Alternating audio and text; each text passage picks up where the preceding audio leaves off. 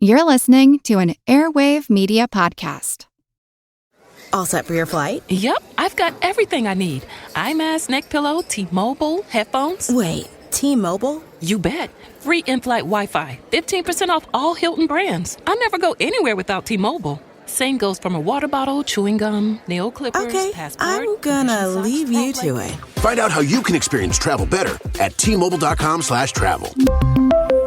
Qualifying plan required. Wi-Fi were available on select U.S. airlines. Deposit and Hilton Honors membership required for 15% discount. Terms and conditions apply. Welcome to From Beneath the Hollywood Sign. If you love old movies, Hollywood history, or the golden age of filmmaking, you've come to the right place. This is the podcast that talks about amazing stories of Tinseltown from another era and fascinating conversations with writer-producer Steve Cubine and actress-writer Nan McNamara. So, Steve, did Ava Gardner and Howard Hughes have a good relationship? Well, they did until he dislocated her jaw. What? Well, don't worry. She hit him back with an ashtray. From Beneath the Hollywood Sign is the gin joint for you.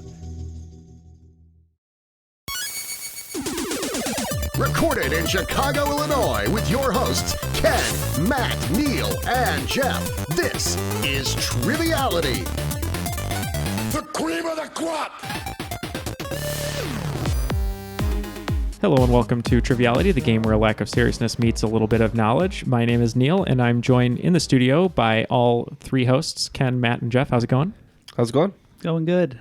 You mean the three hosts who aren't you? The three hosts who aren't me, because I do not exist, therefore I am not real. Mm-hmm. How was your trip to Machu Picchu? It's beautiful this time of season, whichever time of season this episode is released in. Today's going to be a fun game. We were reached out by a great listener named Chris Hayth, who put together a special geek-centric episode. And we've been working schedules back and forth, playing phone tag, but we finally got everyone here. We're excited to play it, and we'd like to introduce from Dayton, Ohio, Chris Hayth. How's it going, Chris? Hey, guys. How you doing? Doing really well. Thank you for writing the game, joining us, and putting in all the effort for this. But before we get to it, I want you to tell us a little bit about yourself, how you got into trivia, and how you found the show. How I got into trivia. I actually got into trivia through my wife. She is a wedding photographer. She and her sister her sister Sarah Reed. So you guys have had her on a couple times. Mm-hmm. That's my sister-in-law. Anyways, they met a guy that hosted trivia, and they were getting married, and they're like, "Come out and try it sometime." So I said, "Okay." And that was about 6-7 years ago, and we tried it, loved it, and been doing it ever since. I graduated to being a host for a couple years in Louisville, Kentucky, where I used to live. And ever since then, it's just always been love trivia. Yeah, you could thank peer pressure. Not peer very good at great. it, but I love playing. Yeah, and just to plug their company, it's Jessica and Sarah Weddings. Yes, that's correct. .com or JessicaandSarahPhotography.com. Great. Yeah, we'll put that link in the show notes to make sure that they're available for all your wedding photography needs. Just a quick thank you for joining me for dinner here in the city of Chicago a couple months ago. Dude, that was really good. I can't remember the name of the place. We had some Moroccan food, which I've never had before. It was tasty. Well, before we throw to you to explain what kind of game you put together today, let's throw it to the rules guy. The rules of the game are simple. 20 questions split into 2 rounds worth 10 points apiece. At halftime, there'll be a special swing round designed by this week's host. After regulation, players will enter the final round with the points that they've accumulated and will have a chance to wager 0 to 30 points on 5 categorized questions. At the end of the game, someone will be named the cream of the crop. The cream will rise to the top, oh yeah. And it should be noted that the rules guy recorded that one in a wizard robe. Oh, you can really hear the magical nature of that one. Mm-hmm. Awesome. And today, so me and Neal will be playing on a team. Is that correct? Yeah, let's do it. And then you guys were desperate to play on a team together. Yeah. So me and Jeff grew up, doing our nerd activities together. So since our current jam is Magic the Gathering, we're going to be the plural of Black Lotus, the Black Loti. I think that's pretty incorrect, but don't know what that means, but it sounds pretty cool. Yep. A lot of my younger nerd self was devoted to wrestling, so we are going with the Iron Geek. Very nice. Classic. Mm-hmm. Yeah, we're excited. I guess, yeah, I mean, feel free to take it away, Chris. Okay. Like I said, it's like standard questions. I have them all over the place. Comic book, Lord of the Rings, Star Wars. All of Neal's favorites. Let's do this. I believe it. So yeah, so it's it's one of those things. If you don't like any of the stuff that I mentioned, if you're not in Lord of the Rings, Star Wars, or Aliens, or comic books, or anything like that, then there's no reason for anybody to listen on. First of all, and second of all, in my opinion, they should re-examine their life. But that's okay. That's just me. You heard the man. Stop listening. Then listen to the next episode. I would advocate for the opposite. Stick around. Maybe we'll make a couple jokes and you'll learn something. So there you go. Hopefully we're funny. Fingers crossed. All right, Chris. Two of us are. Yeah. All right, you guys ready? Let's do it. All right, question 1. Excelsior. Stan Lee, rest in peace, was the face and voice for Marvel Comics and will always be loved by generations of kids and adults. What many people don't realize is that Stan Lee was actually a pen name. For 10 points, what was his real name? For 5 bonus Excelsiors, what does the word Excelsior mean? That's not good for us, is it? No, it's not good. I remember reading what his real name was. I just didn't store it away. Okay, we're locked in. Yeah. All right, quick lock in from these guys. So as for Excelsior, I actually read after he passed. I read what it meant. It was something like ever upward or something like that. Yeah, that sounds about right to Ever me. upward or upward and onward, something like that. Something like that. Yeah, I think you're right on that. And then I didn't. I guess I didn't even realize he had a last name that wasn't Lee because I've never really looked into it. So let's say Stanley Lebowski. It's Stanley Spider-Man. And ever onward and upward. Yep. So we didn't really know. So we locked in for the name Leibowitz as the last name, and with the Lee there, that's might be my logic. Right. And then for Excelsior, we just put Forever Forward. You guys are very close. His name was actually Stanley Lieber. And you are correct in that the name word Excelsior means higher or ever upward. Or what was the bonus? 5? 5. So you got 5 points then, yeah. All right, question 2. Potatoes. In The Lord of the Rings, there's a popular line, often memed, that Samwise says to Gollum when Gollum says he doesn't know what taters is. Fill in the blanks to Sam's response. Potatoes. Blankum, blankum, blankum, and a blank. We're good, right?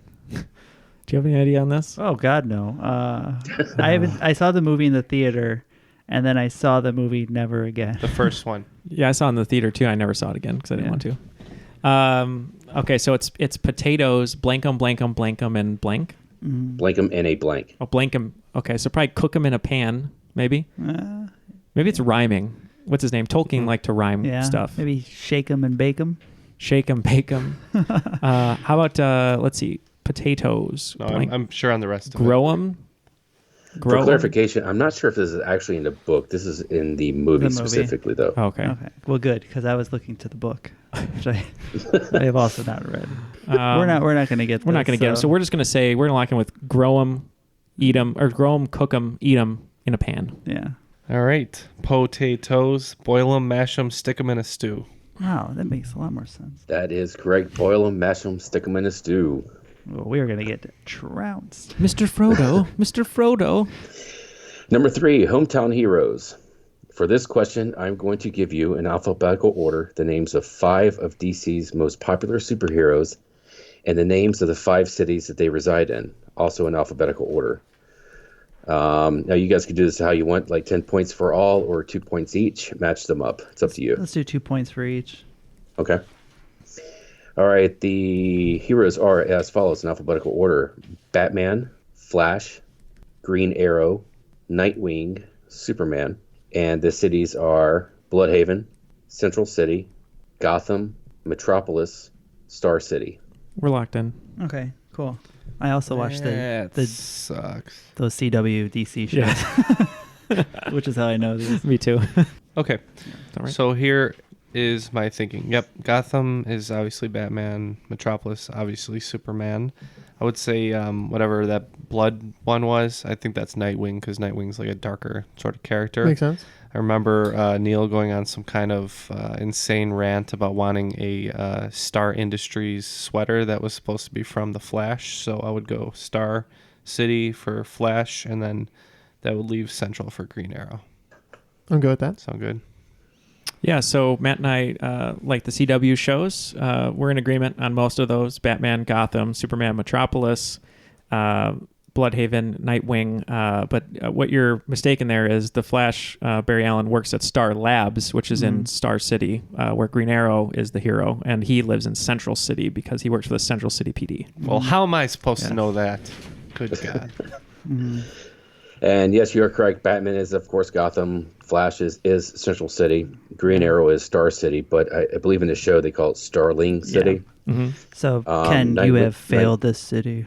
Nightwing is a Bloodhaven, and the way it's basically described is, from what I could tell, is that Bloodhaven is kind of like Brooklyn would be to New York City, which would be Gotham, the inspiration. That's kind of the way they described it, or maybe Newark, who knows. So more hipsters there for Nightwing to fight. Yeah, a lot of coffee shops. Yeah, a lot of coffee, nice coffee shops, yeah. And then, of course, Superman is Metropolis. Yeah. So, all right, question 4. The Art of the Heart Explosions. What Swiss artist, whose unique style was described as biomechanical, was the lead designer and is attributed with the design of the xenomorph, a.k.a. the alien, of the Alien movie franchise? Yeah, we're going to lock in on that one. I got nothing. Yeah, I don't either. We're going to say The Swiss Santa Miss. Claus. Ridley Scott. It's funny, you're not too far off with Santa Claus. No, I'm just kidding. We're going to go with Geiger. That is correct. H.R. Geiger. Now, if you just told me it was a way to measure radiation, I would have been all over that. Yeah. His designs are just unreal. Like there's not really anyone who's matched him yet, especially with that creature specifically. The alien creature is just unbelievable. The xenomorph. It is. It really is. All right. Excuse me. Question number 5. Vader, You're Killing Me. In the original trilogy, how many people within 2 did Darth Vader actually kill by himself, either by hand, force, or as a pilot? And I put a note in here that there is a debate as to whether or not he killed Kenobi or Kenobi gave himself to the Force. Also, some people argue that he committed suicide by asking Luke to take off his mask. So for argument's sake, neither himself nor Kenobi count. And we're not counting the fact that he ordered the planet to be blown up, right? Correct. That would be a lot. Yeah. It would be incalculable. That was Tarkin did that. Oh, was it Tarkin? Okay. Those Tusken Raiders. Was it Tarkin or was it CGI Tarkin? CGI Tarkin actually didn't. He just half destroyed a couple planets. He didn't destroy the whole planet until he was real Tarkin. Okay. It's like someone joins in like right now. They're like, what are they talking about? Who is Tarkin? All right, Matt. I think I'm close. Write yours down, and then that's exactly what I wrote down. Is it? Let's lock him. Okay. We're locked in. So dudes that he personally kills. I think it's like 3 or 4. It's very few. Yeah. I think there's a couple that he ices in the... Does he even kill anybody in the very first scene on the ship that Princess Leia's on? Well, he force chokes that one guy to death. To death? Yeah. Oh, we forgot when he goes through the corridor and like kills all those people. That's Rogue before. One. I know. I was trying to mess you up. Get out of here. I'm talking about CGI Tarkin here. You think you're gonna get me? Through the force or as a pilot. Does he get anybody as a pilot? Oh, let's say 3. Okay. Wait, it's within 2? Let's say 2. Okay. Because if it's 0, then we'll get 0. It could be 0. Let's say 2. Okay, Matt. I think he definitely got a couple of guys in the fights where they're dog fighting or whatever, and was it the X-Wing or TIE fighter or whatever it is. Pretty sure he gets to 2, and I think he did force choke somebody, but for some reason I was just drawn to 6. Yeah, and I kind of wrote down 6 too. I figured it was a low amount, which is why the Rogue One fight scene at the end was so powerful, because he just killed a ton of guys in a matter of seconds. You never get to see that. You never get to see it because he's so powerful, yet you never see him be so powerful until Rogue One showed it. So, which is a reshoot too, which is kudos to them. But let's do. We're gonna go 6. What you're gonna say is the last 5 minutes of Rogue One, where he just goes ballistic, man, is in my opinion, the best 5 minutes of all Star Wars, all combined. So good, all together. Yes, it is. The actual number that he killed was 11 in the trilogy. We're short. They are listed as such. Number 1, he killed Captain Antilles at the beginning of A New Hope. And then 2 through 5 in the trenches in his ship as a pilot, he killed 3 Y-Wing pilots. Then 6 through 8, he killed 3 X-Wing pilots, including Biggs and Red Leader. In Empire Strikes Back, he force chokes Admiral Ozzel and then Captain Nita. And in Return of the Jedi, he kills Emperor Palpatine. And after 5 questions, it looks like the Black Loti have a very slight lead of 21 points to 20.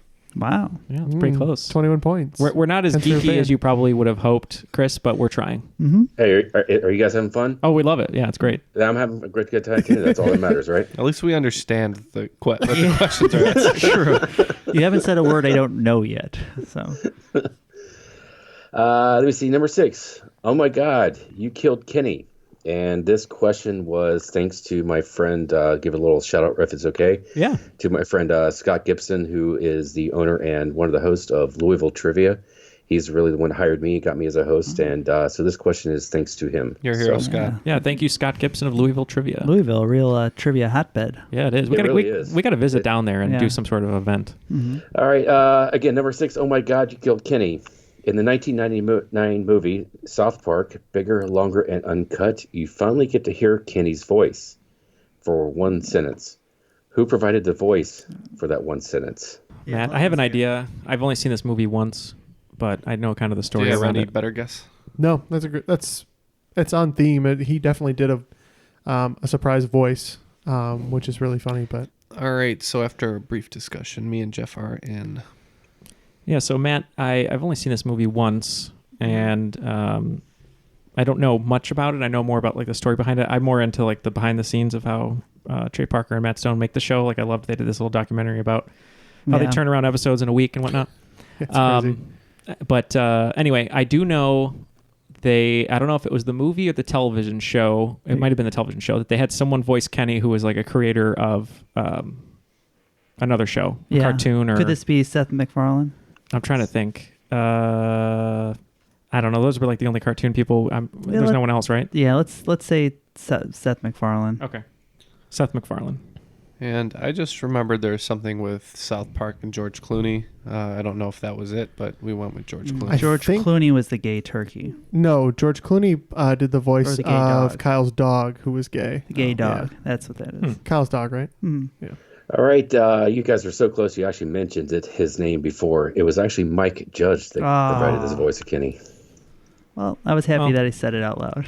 We're in the right ballpark, so it was like another creator. So. It was a toss-up at that point. Yeah. Mike Judge created one of our more recent favorite shows. Silicon Valley? Yeah. Yeah, it's so good. Yeah. Number 7. I never got into anime, so this is the best I got. I know Sarah told me that a lot of you guys are into anime. We're sitting on the right side of the table. So I have no idea if this is a super easy or super hard question. So I just found it, and so hopefully it works. But the question, in the 1985 anime Vampire Hunter D. Easy. We're going to get this wrong. Protagonist, Count Magnus Lee, is purportedly named after a famous actor. For 10 points, what's the actor's name? I don't watch anime. What's the name of the character? Count Magnus Lee. You're locked in? Yeah, we'll lock in. Okay, it's from 85, so Mangus. Yeah, I mean, Bruce Lee makes the most sense.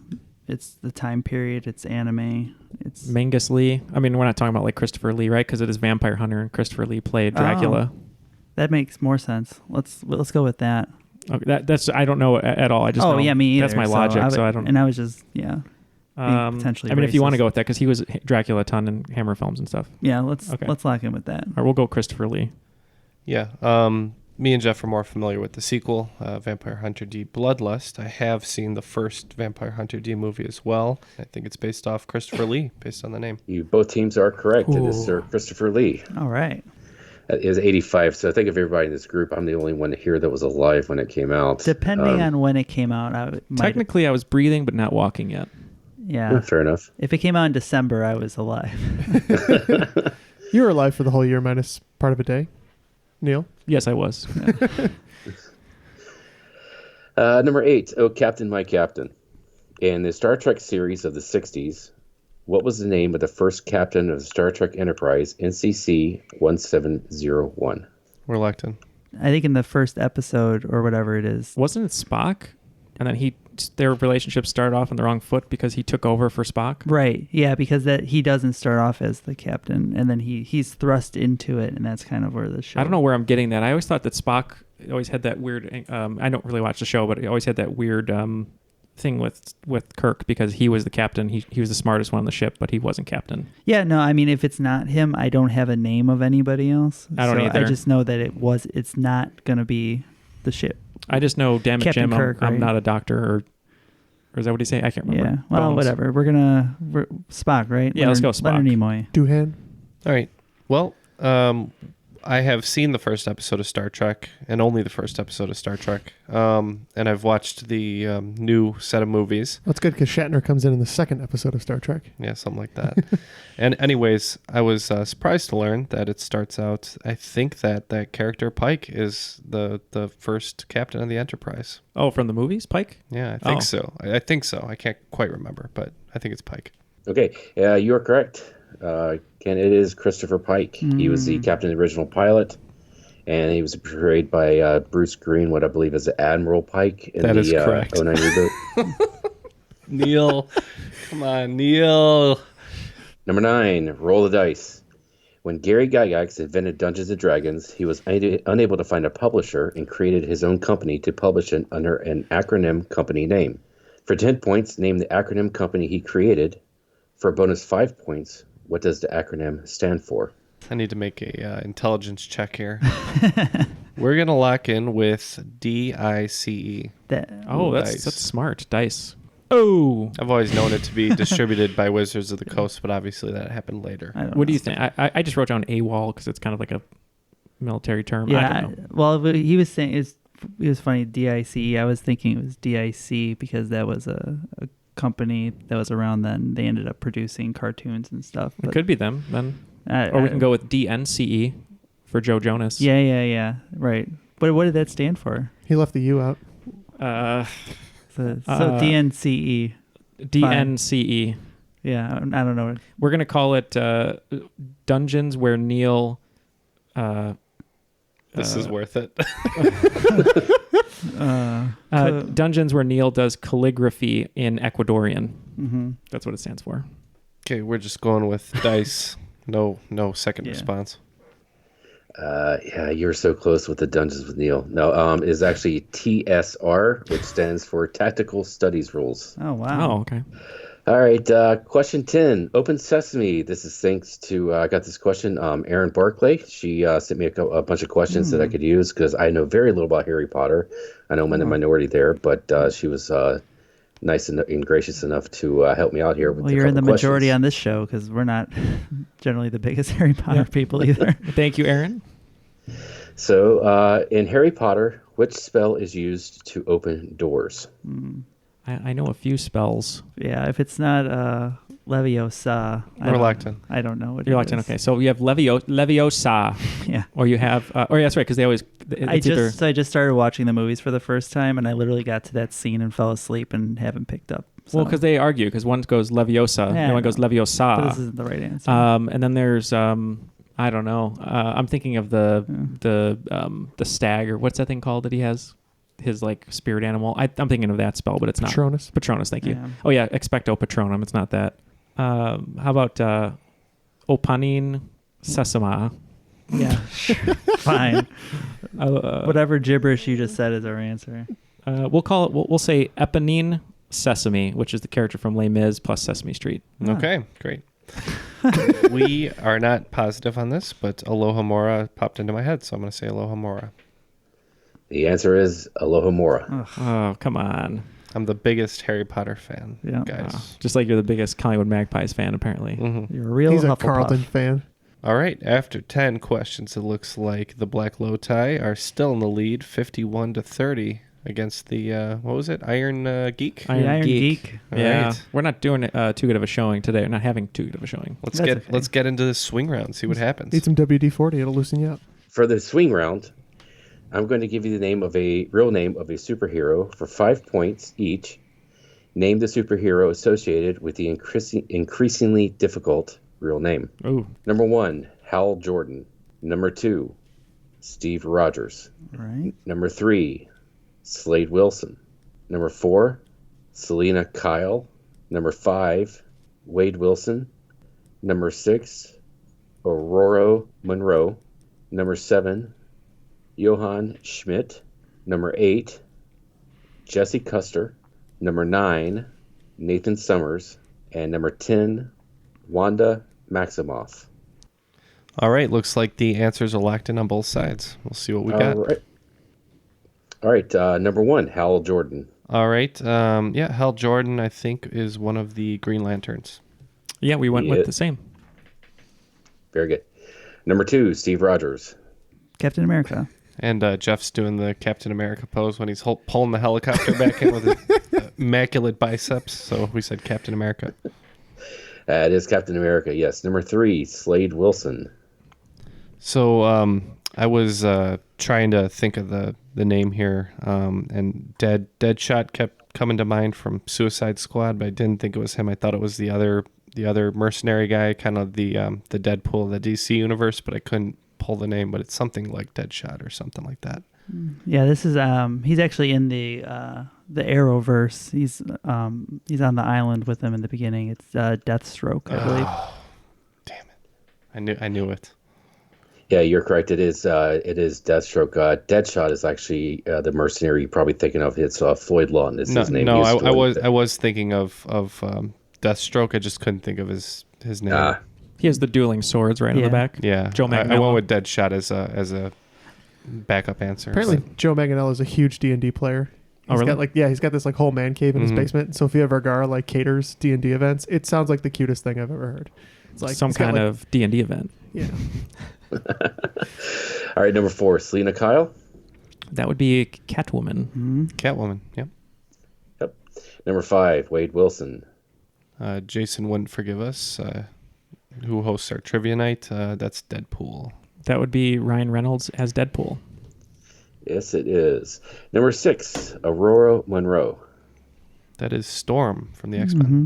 Yeah, we went through this one back and forth, and I thought it was Storm because it sounded like Aurora Borealis is what we were talking about. Yeah, some kind of weather, and then we went with Poison Ivy anyway. That is Storm. Number 6, Johann Schmidt. This one took a little longer, but I was thinking about German characters and ended up with the Red Skull. Yeah, all I could hear in my head was Dr. Zola. So I went with Red Skull. Yeah, that is correct. Red Skull. Number 8. Find a cube. Okay, sorry. Go ahead. Number 8, Jesse Custer. This one did not ring a bell at all for me, so we just went with Reverse Flash. That's not bad. I felt like I had heard the name before, but it probably isn't. But we went with Mr. Freeze. Jesse Custer actually goes by the name Preacher. Oh. If you guys have seen the series on AMC, I highly recommend it. Cassidy is probably one of the best characters ever. Preacher's a very, very dark type thing. If Jesse Custer is actually an anagram for Secret Jesus.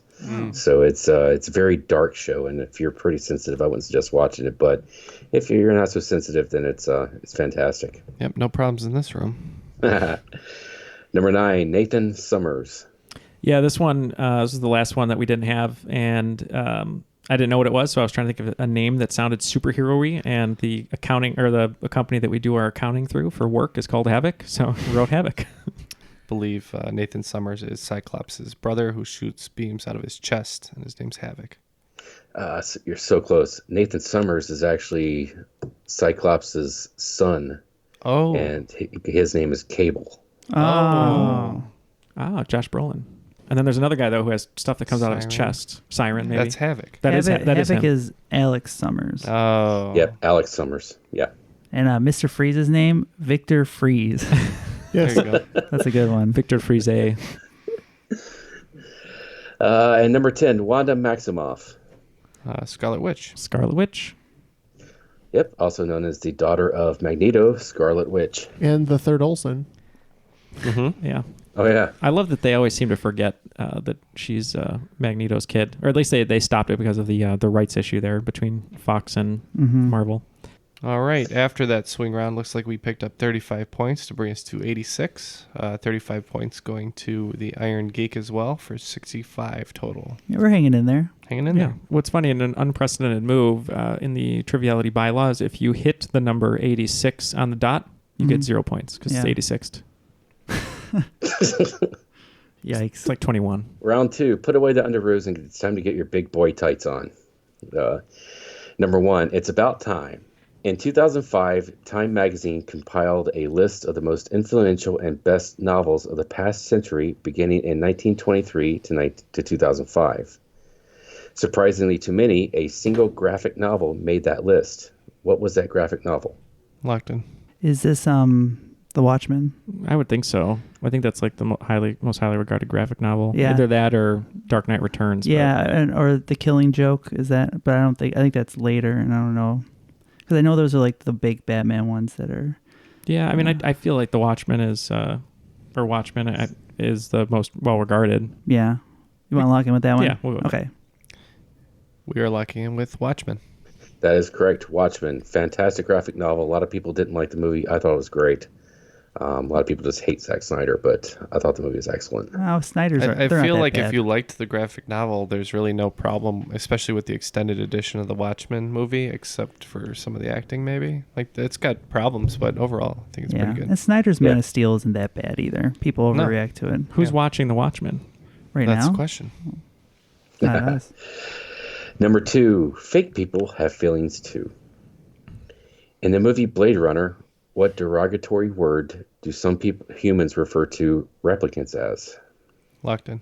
Have you seen the newer Blade Runner? Yeah. Well, they're replicants, or the robots. I'm trying to remember the derogatory term. Like rust buckets? It's something like simple like that. I can't remember. Yeah. I'm not going to pull it. I've never seen it. So I like rust buckets. That works. Okay. We locked in. Not electric sheep. It's skin jobs. That is correct. Skin jobs. No comment. Neil, like 1,000 jokes just passed through Neil's mind. I was going to eat my Dunkin' Munchkin and be quiet. Yeah. Number 3, so I dubbed the Unforgiven, also provided by Aaron Barclay. Thanks. All right. Thank you again, Aaron. Thanks, Aaron. Thank you. And in Harry Potter, who was the first person that Harry used an unforgivable curse on? There's 2 people I think it might be. Was his fat brother? Yeah, that's one of them. Augustus Groot? I have 2 people. You're not. That's also not correct for the context. Let's Augustus Groot. I believe it's Augustus Gloop. Whatever. Let's talk about it. I have 2 ideas. Showing my geek cred there. Well, there's the Unforgiven curse, where you sound like Clint Eastwood. Well, I guess.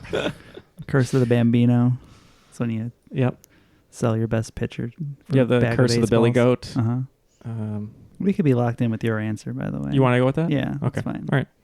We're locked in. I'm trying to remember how Bellatrix meets her end. Let's say Voldemort. Let's say Voldy. Okay. Voldemort. It might be the one and only time. Voldemort. Voldemort. Was that you and I doing that during that game? The Hollywood, the Harry Potter game, when Aaron was hosting and we were Team Voldemort. We were like, Voldemort. Yeah. Vote Voldy Wilson for mayor. Mayor.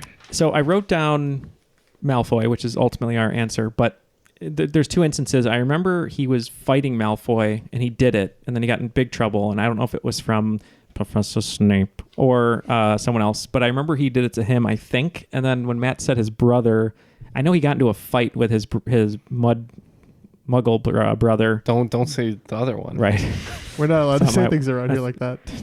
But I remember, I think he did it to him, or there was a scene when he got scared by the Death Eaters, and then they thought Harry did it. I can't remember. But anyway, I just put Malfoy because I know they had a duel, and then he did it, and then he got in big trouble.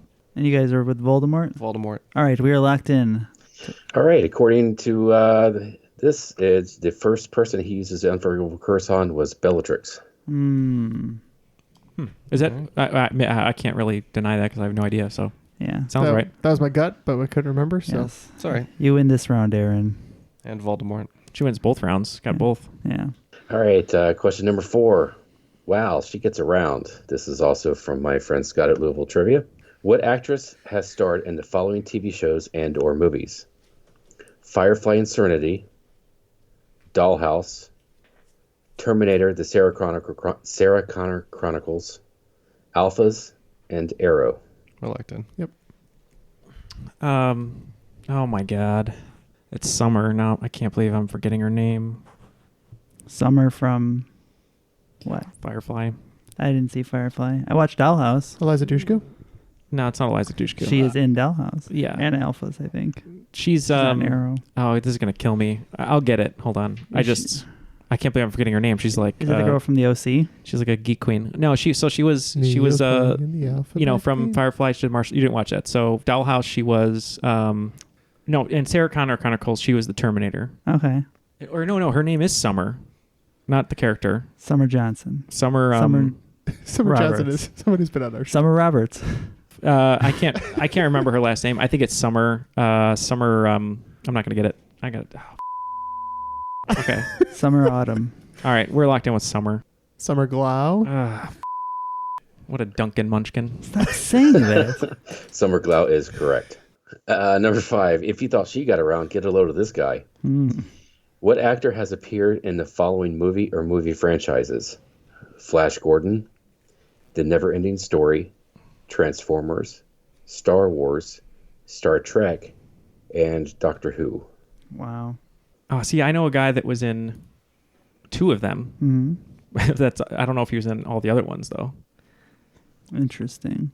Because he was younger in Flash Gordon, and then as he aged. Right. If he was in Star Wars and he was in Star Trek, it's the same director. Mm-hmm. So I'm guessing that maybe he cast him again. Okay. But I can't be... Let's just lock in with that, because Okay. I don't think we're going to get closer. Okay, yeah, that's fine. And now you guys can chat. There is somebody that's in Star Wars and Star Trek, and I'm trying to remember who the crossover is. Simon Pegg is. Simon Pegg makes sense. See in Doctor Who? God, I feel like Nick Frost is, definitely, because he plays Santa Claus. Oh, yeah, I didn't even think of these, like Rogue One or anything. Simon Pegg is a good one. Would he have been around for Flash Gordon? He could have been a voice. He does voiceover work. I doubt he was in Flash Gordon. The one I was going to say as a joke is John Hurt is super old, and John Hurt is one of the doctors. He's barely in it. He's in like a special. He's in everything. He's Dr. 9.5, I think. He's not in Star Trek, though, or Star Wars. No. Andy Serkis. No. Not who? Idris Elba, no. No. Damn, this is hard. Yeah. Until we hear it, and then we're like, oh, yeah. We're going to lock in with Ricardo Montalban. That's a good guess. I heard some really cool names. There are some people that are in multiple franchises on this list that are younger, but I thought since Flash Gordon is older, it would have to be someone who was maybe 30, 40 in that time and then was older in the other franchises. So Matt agreed. I could be way off, but I know he's in Star Trek or Star Wars. I know he's in Flash Gordon, so I just played the odds, and I went with Ken's favorite, Forgive Me, John, Max von Sydow. That might be right. His birth name was Mohinder Purba. He's 4'4" tall. He is of Indian descent. And of all the 165 Loompa Loompas and Deep Charlie Roy. and the Chocolate Factory, he played every one of them. And he goes by the name Deep Roy. All right. So after 5 questions in that round, it looks like we have moved up to 116. Where are you guys landing? We only got 10 more points, so we're at 75. All right.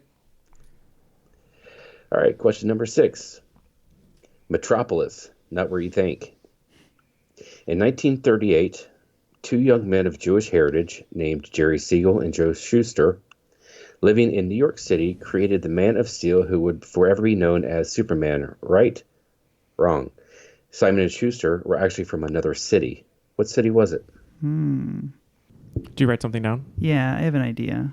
Well, yeah, we can go with yours if you want. I mean, I don't really know, so it's okay. We're locked in then. All right. So he's originally from Smallville, Kansas. Oh. Do you want to pick a Kansas city or just go Smallville, even though I think it's fictional? Yeah, I'm trying to think of like you're thinking like a Topeka? Sure. Or Topeka, Kansas. I'll let Matt say his. I was thinking maybe it was Kansas City because Metropolis is in Kansas in the comics. But what do you? Right. Well, I was thinking he's the Man of Steel. Maybe he's from Steel City, so we said Pittsburgh. Okay, Pittsburgh was really close. I had to do a shout out to the state that I live in of Ohio. They were actually from Cleveland. Oh. Oh, Yeah, I think I and knew in that. fact, Ohio is the only state.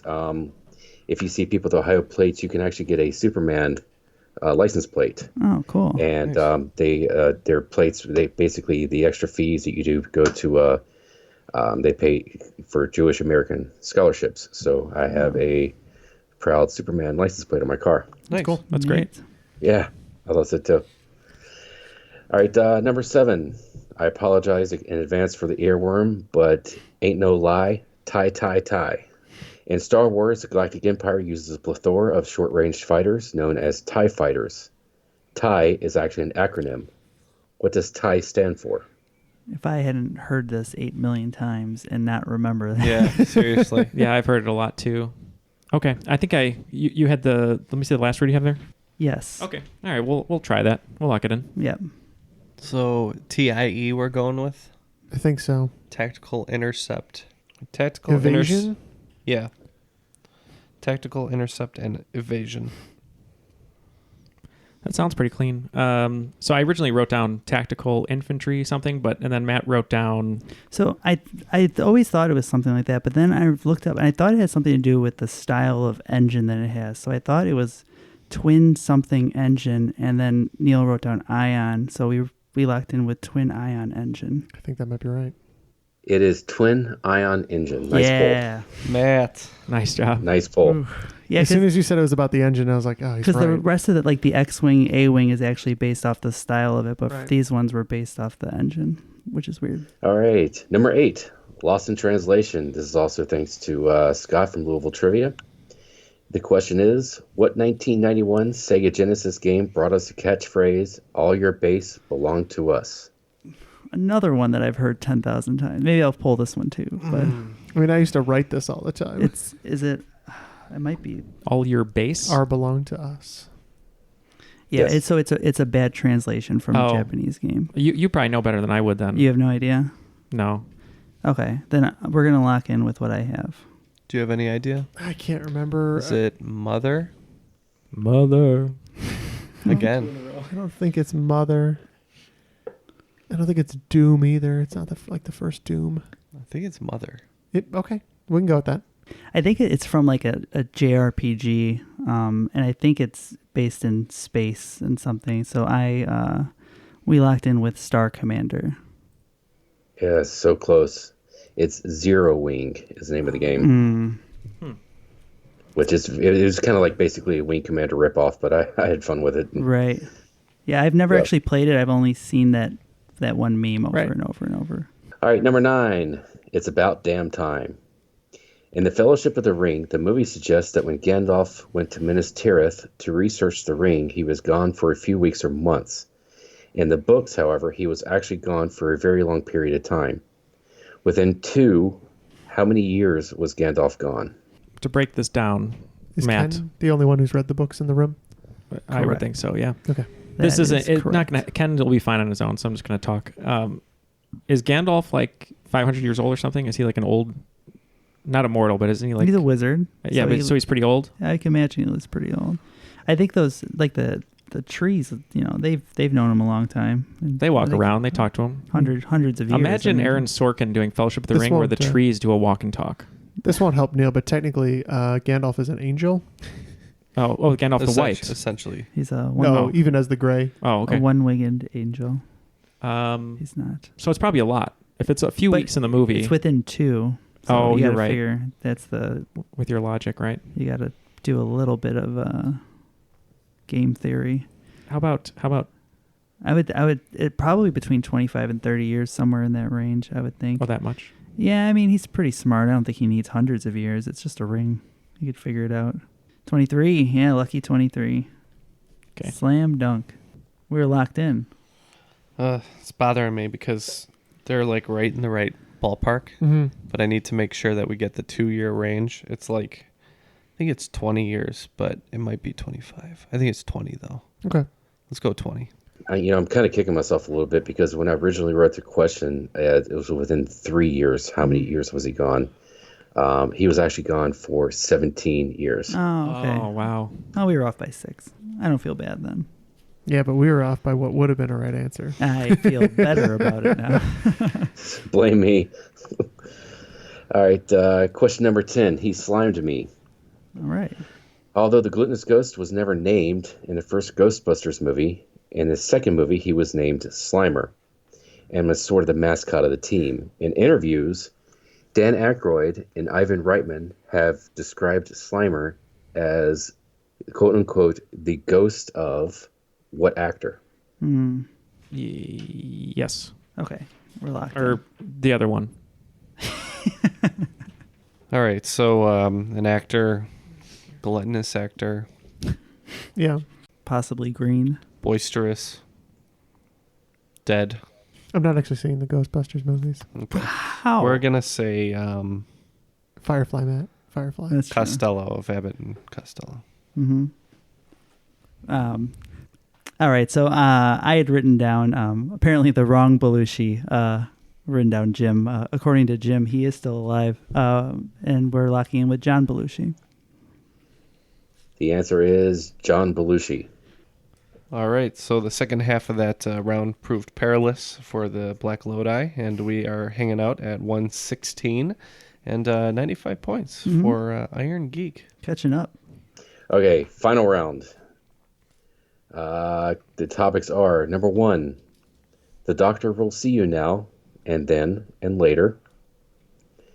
Number 2, Game of Thrones has lots of puppies, and dire wolves too.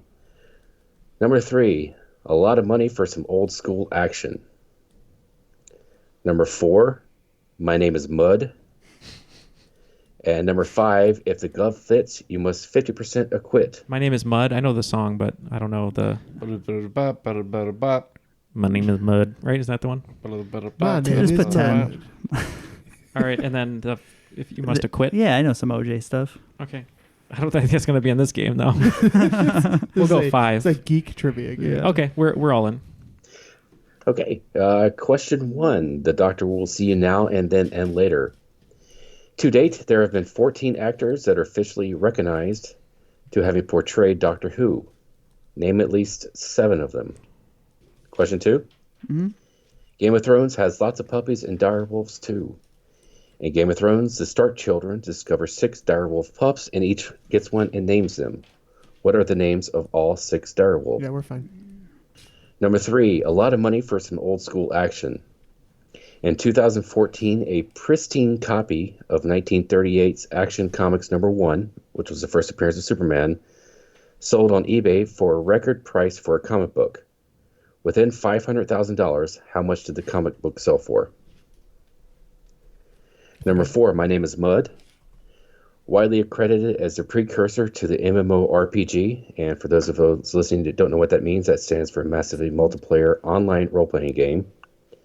The MUD was the first type of computer program to incorporate role-playing adventures with multiple players via computer connection. What does MUD stand for? And number 5, if the glove fits, you must 50% acquit.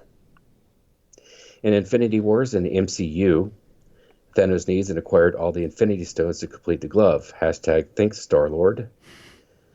The colors of the stones were in alphabetical order: blue, green, orange, purple, red, and yellow. Again, that's blue, green, orange, purple, red, and yellow. The names of the stones, also in alphabetical order, were mind, power, reality, soul, space, and time. Again, that's mind, power, reality, soul, space, and time. Match up the correct colors with the correct names. All right, all the answers are locked in. All right. Number 1, the Doctor will see now then later name 14, namely 7 of the 14 actors that have been Doctor Who. All right, we'll go first over here at Black Lodi. We wagered 15 points on this one. And we are going to start with Matt Smith. Christopher Eccleston. Peter Capaldi. David Tennant. Tom Baker. I think we said John Hurt. And your last one? Is Jodie Whittaker. Okay. Okay. I don't know if they consider John Hurt an official doctor, by the way, but we'll see what happens. Yeah, we didn't know anymore. So okay, so we wagered 10 on our end for the Iron Geek. So I'm just starting from now, going backwards. Went Jodie Whittaker, Peter Capaldi, Matt Smith, David Tennant, Christopher Eccleston, Paul McGann was the one in the movie, and then we said Tom Baker, and we just said Peter Davison, who is David Tennant's father-in-law. Okay. The answers are from number 1, how the chronological order. Number 1, William Hartnell. Number 2, Patrick Troughton, I believe. Number 3 is John Pertwee. Number 4, the one I grew up with personally, and Tom Baker. Number 5, Peter Davison. Number 6, Colin Baker. Number 7, Sylvester McCoy, also known as Radagast the Brown from the Hobbit movies. Mm-hmm. Number 8 was Paul McGann. Number 9, Christopher Eccleston, who is my wife's favorite one. Number 10, and my personal favorite one, is David Tennant. Yeah, I like him too. Number 11, Matt Smith. Number 12, Peter Capaldi. Number 13, Jodie Whittaker. And number 14, as the War Doctor, John Hurt. Nice. I had Davidson too, so that would have sucked if we missed that. All right, question 2. In Game of Thrones, the Stark children discover 6 dire wolves. What are their names? Okay, we put 20 chips on the table for this one. You want to switch off again? Yeah, do you want to start with the one that I famously missed on our Game of Thrones trivia? I believe that was Nymeria, right? That you missed? I missed Summer. Summer. Brands. Okay, dog, there's 2. And then the other ones, you have Ghost belonging to John. Shaggy Dog. Rickon. Yep. Grey Wind is Rob's. We said Shaggy Dog, Grey Wind, Summer, Lady, Ghost, and then Nymeria would be the last one. Mm. Yeah, we were right around the same. We said Clifford, Scrappy-Doo, Scooby-Doo, Marmaduke, Brain, and Odie. And we wagered a big fat 0. Yeah. They are as follows. Rob's is Grey Wind. Sansa's was Lady. Arya's is Nymeria. Bran's was Summer. Rickon's was Shaggy Dog. And Jon Snow's was Ghost. Depends on if you count him as a Stark or not. Spoilers. Number 3, a lot of money for some old school action. Within $500,000, how much did a pristine copy of 1938's Action Comics number 1 sell for in 2014? All right, for a big 10, we said 1.3 mil. Mm. Yeah, we wagered 15. We originally thought this was going to be about an action movie, but it was not. So we originally wrote down 1.3. We discussed it. Matt thought it was 2.5. Then we kind of brought it down to in the middle there. So we went with 1.9. The answer was $3,207,852. Wow. Not close. And after eBay's fees, I think they got like $26 after that. Yeah. That was their final pull. My name is Mud. The MUD, M-U-D, was the first type of computer program to incorporate role-playing adventures with multiplayer via computer connection. What does MUD stand for? We wagered 10 on this. I'm not really too familiar with that term before, but for me it sounded like something that could be like a dungeon crawler you play with other people. So we said multiple user dungeon. And we didn't really know, so we just wagered 10 and put multiple user directed. The answer was a multi-user dungeon. Ooh, it was I don't know. Did you guys ever read the book Ready Player One? I saw the movie. Yeah. Okay. In the book, but not in the movie, there's this game they talk about Zork. That was a MUD. That was one of the first ones. It was adventure. Text-based. Yeah. Based off Radio Zork, right? Yeah. It used to be an old call-in radio show. You told them what to do. I believe so. Yeah, you would tell them what they would be like. Should I open the door? And then users would call, or listeners would call in and tell you what to do. I didn't know that. Yep. That's cool. But yeah, multi-user dungeon. There's also a multi-user dimension and multi-user domain, where like the afterwards, in any of those 3 answers would have been acceptable. Cool. So all this time we didn't know that the Matthew McConaughey movie was about gaming. Right. Number 5, if the glove fits, you must 50% acquit. The colors of the stones of Thanos' glove compared to the names of the stones. You got 6. What were your answers? All right, so I'm just going to take this one away. We wagered 10 on this one. We said mind came out of Vision's head, and that was yellow. Power was the one from Guardians of the Galaxy, and that was purple. Reality is the ether, and that's red. Soul is orange. Space is the Tesseract, which is blue, and time is green. Oh, we got some of those right. We wagered 5. I'll let Matt take it. Yeah, I think we just mixed up. I think it's because we're colorblind. We said yellow was mind, red was soul, purple was space, orange was reality, green was time, and blue was power. Okay, the correct answers are in alphabetical order from the colors. Blue, which is space. Green is time. Orange is soul. Purple is power. Red is reality. And yellow is mind. Yeah, so we got orange, red, and blue, purple mixed up, which is perfect color blindness. So good for us. All right. At the end of the game, it looks like we picked up an extra 25 points, all said and done, and you guys broke even. So that brings our score to 141, and you guys are at 95. So it looks like we are the cream of the crop, or as Chris says, the suit of the Groot. I am the cream.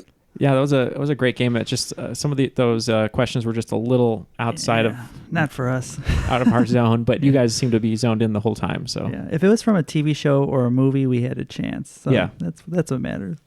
Well, for the next one, I'll put more stuff in TV shows and movies and less stuff in comic books and it's fine. Stuff like that. We'll have to read a book once in a while. Yeah, right. Jeff, having spent the last 15 or 16 years. Doing nerd stuff alongside you. It's been a pleasure and an honor. Had some good times. Is this going to be a breakup? Is this going to be live on air, a breakup?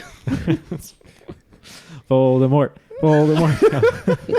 Chris, before we let you go, why don't you give a shout out to everyone who helped you write the game today, and then also any shout outs personally that you'd like to give out? Well, shout out to Scott, who helped me. Also, Erin, who helped me with some questions. Even though we never met, she was very gracious and, didn't think of me as like a stalker or a crazy person when I said this random person, these things asking for questions. And thanks to my wife, Jess, and sister-in-law, Sarah, for helping me make these questions a little bit less verbose, if you will. We appreciate it. But a special thing I'm getting ready to actually retire from my day job in about 7 years is when I'm eligible. Congrats. And my wife has been very supportive of my post-retirement dreams, which I've always wanted to do.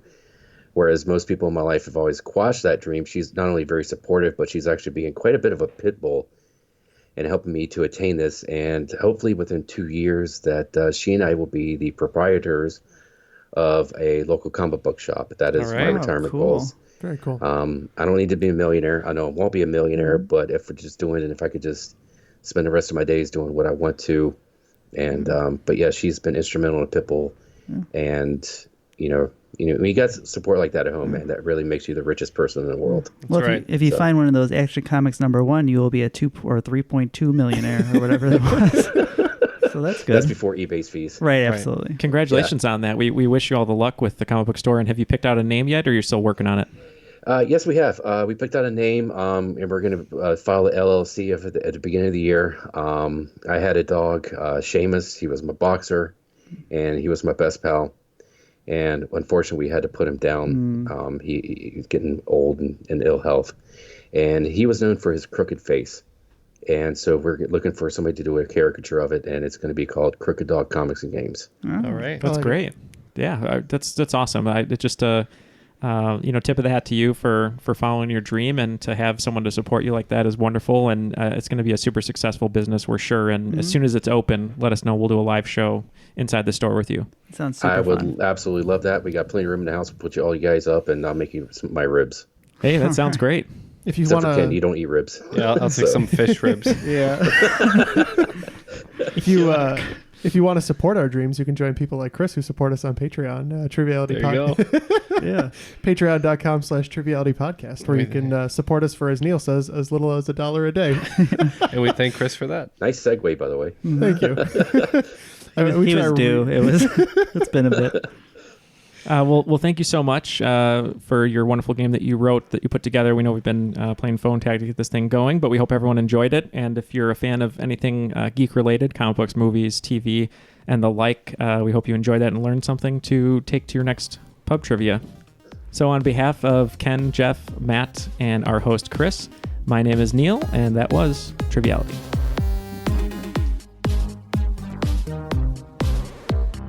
Someone's like, let's go to TGI Fridays. We'll get your stomach filled up. And then I ate a ton of TGI Fridays. And we left right in front of the hotel, in front of everyone at the convention. I was just like, "Hey guys, everything was everywhere." So might have had to do with the TGI Fridays. Mozzarella sticks all over the sidewalk. Could have been those 4 apps for $20. So eat at TGI Fridays, our new sponsor. Yeah.